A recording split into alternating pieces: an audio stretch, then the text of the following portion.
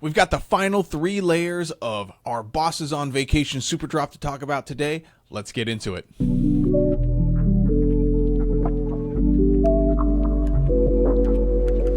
First off, we've got some good news about the SpongeBob layer. The land layer, the one that's got bikini bottom, rock bottom, all that kind of stuff, all the lands and the basics, all the basic lands from SpongeBob, we're actually getting 2 of each for the same price. So despite it still technically being 0 financial value because it's just basic lands, we're getting double of 0. So that's still 0. But if you were looking to buy, I was looking to buy 2 of these just because I wanted to be just your worst RC opponent. Now I only have to buy 1 of these layers because I'm getting 2 of each land. So this is exciting for me. I thought I would share that information because it is new. And without further ado, let's get into the layers for today. First up, we've got Tragic Romance, and this is a beautiful looking layer featuring Kalia and some cards that you can play with her. They look really, really nice. Let's get into it. First card up is Skithrix, the Blight Dragon. Haven't seen this card in almost 2 years, but we've had 6 reprints of it. It's a $9 card, $11 in the foil, ranked 2332 on EDH Rec. Just your good old Infect beater in the air. After that, we've got Angel of Despair. This is the bulk card of the layer. It's 70 cents in the non-foil, but it's $2 in the foil. Last seen this about 7 months ago. Seen 6 reprints, ranked 4810 on EDH Rec. Next, we've got Kalia the Vast, and I know some people are just buying this based on art alone. That's a sweet looking depiction of her. Currently, she's going for about $4, $5 in the foil. Seen 11 reprints. Last saw her 9 months ago, ranked 3424 on EDH Rec. Again, I think the art looks great, and we're going to be seeing a lot of her in this variant just because, yeah, who wouldn't want to run this as their commander? Finally, rounding out the layer, we've got the Wombo Combo Duo partner himself, Master of Cruelties. This is an easy one-shot kill with Kalia as your commander. It's currently a $3 card, seen 7 reprints, ranked 2867 on EDH Rec. And saw this one just over a year ago, but great to have these paired together as the quintessential combo for this deck. Layer stats, we've got $16.66 in the singles. For the non-foil, we've got $21 for the foil. So not a ton of value here, unfortunately. It would have been nice if they included a 5th card to help kind of bring that up, but they didn't. This really feels like it should have been a featuring the artist or an artist series layer, where they do the 4-card layers, but this one's got its own name and is missing a card. Maybe we get a bonus card that's pretty good, but this is unfortunate for the financial value. Moving to the ratings, it gets a 2 for the financial, both in the foil and the non-foil. Very unfortunate. Really wish they included a 5th card, and they're going to get dinged for that again on the total score. Art, I'm giving this a 5. I think this is beautiful. It's all thematically unified. It looks great. It's a great card to run as your commander. I think overall they knocked it out of the park in terms of what the art looks like. Just wish we had one more card. Playability is a 3. This isn't the most played card ever, nor are any of the cards in it, but they all play together, which is great. So if you're playing this, I think it's great. This is one of those layers that you get to put all the cards in the deck, and I love doing that. So total score for Tragic Romance, this is getting a 2.8. It's getting that minus half a point because there are only 4 cards. This art is beautiful, and it is tragic we didn't get a 5th. Next layer up is Twisted Toons, or also known as Legally Not Hanna-Barbera. We've got a bunch of old school cartoon drawing here based very, very loosely on what you remember growing up if you're old. As a kid, we've got some Wile E. Coyote-esque stuff. We've got some Tom and Jerry stuff. Anyways, you're going to see them as we get into them. First up, we've got Silence. This is a $7 card, $23 in the foil. Seen 5 reprints. We saw it just under a year and a half ago, ranked 430 on EDH Rec. Definitely a scarcity foil play here. We have seen 1 other reprint in Secret Lair before, and yeah, this is definitely not Tom and Jerry, not the dog from Tom and Jerry. Definitely not those guys. After that, we've got Wings of Abandon. This is another $6 card, $17 in the foil. Seen 1 reprint before this. Last saw this 4.5 years ago, and it's ranked 1819 on EDH Rec. After that, we've got Culling of the Week, the greenest black card I've ever seen. It's again a $6 card with a $20 foil.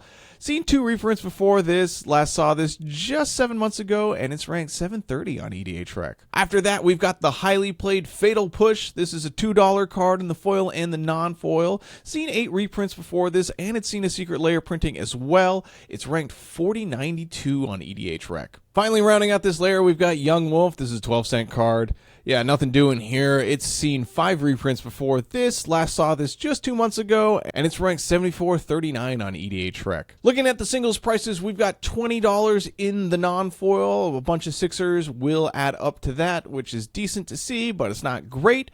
Looking at the foil price, we've got $62, which, as I showed you, that's a lot of scarcity foil play, so please keep that in mind as we move to the ratings. Moving to the ratings, we've got a 5 in the financial. This is again asterisk because it's a scarcity foil play, so please keep that in mind.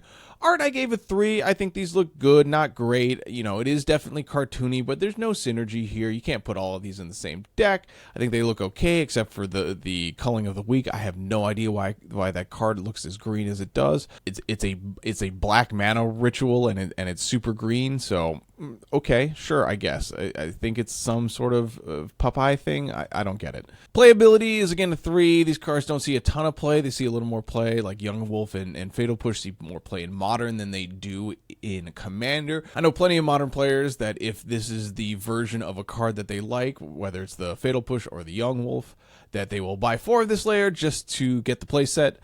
Regardless of how much this actually costs or if it's worth it or not, just to buy the signals. They don't care. They'll just buy the layer. Moving to the non-foil ratings, we get a 3, which is, I think, more appropriate for the value of this layer.